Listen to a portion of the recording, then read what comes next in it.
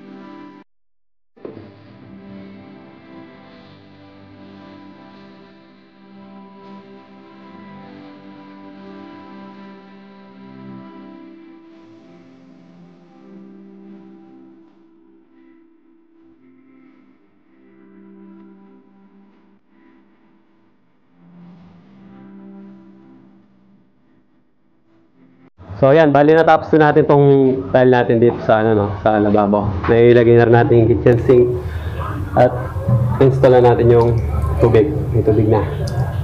Yan. So hindi ko na nakuha ng lahat na medyo nag-low kasing camera na ginagamit natin. Nagpo-full memory kahit hindi naman. Yun, nakasumpong okay na naman siya. Nailagay na natin itong tile trim. Itong tile trim nga pala na ito, hindi siya aluminum.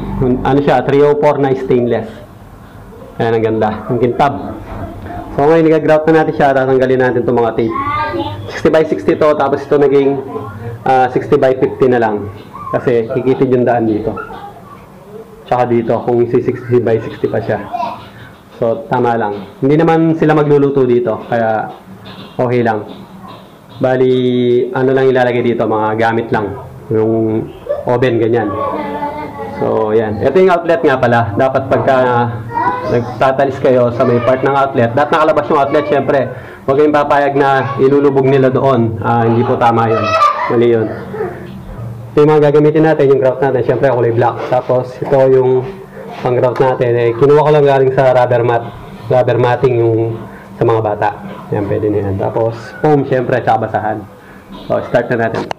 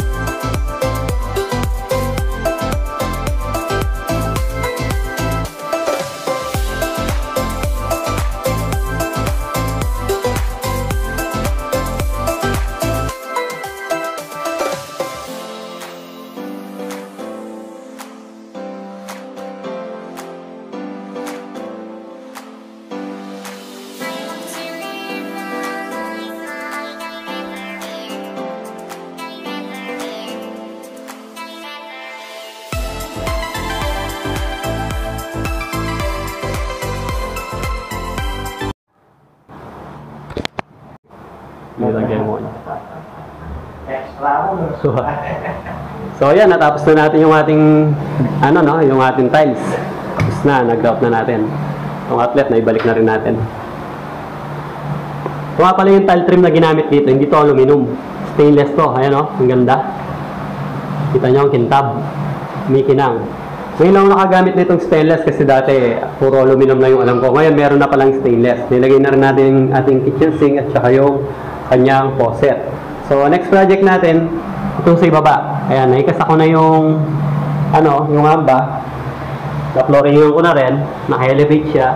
Tapos kinantuan at palitadahan ko na itong mga hollow blocks dito. Kaya ayan, pumaporma na. Abangan yung paggawa natin dito ng mga drawer. Gagawa tayo dito ng drawer. Tapos siguro gawa tayo ng tutorial paano maglagay ng drawer slide. Yung full extension ball bearing, yung gagamitin natin dyan. Tapos itong sa taas, maganda na yung cabinet natin. Kagabi, binarnisan ni Kuya Jong yan. Ayan. Yung ginamit niya dyan yung plastic varnish lang na yung mga nakabote, kulay walnut. Ayan, okay na siya Alright. So ito na lang, okay, natatapos na tayo. Tapos tingnan natin, pakita ko sa inyo yung in-install namin pinto dito.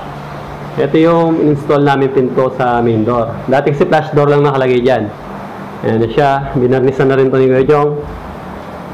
Ayan, tapos ito yung ginamit naming door, anong tawag ba dito? Latch na merong double lock o deadlock. Ayan, ang price nito, ito yung itsura niya sa likod. Ang price nito, 1,800. Ayan, binili ito sa Builders Depot. Ayan, tapos itong sa mga kwarto naman, Flash door lang to. Yan. Ang price nito, 1,700. Yung flash door. Yung nga palang panel door, ang price niya, magkano kasi ni Bap? 4.8. Ay, 4,800 o 4,800. Mura na yon. Kasi nagtanong sila sa iba, umabot ng 6,000 plus.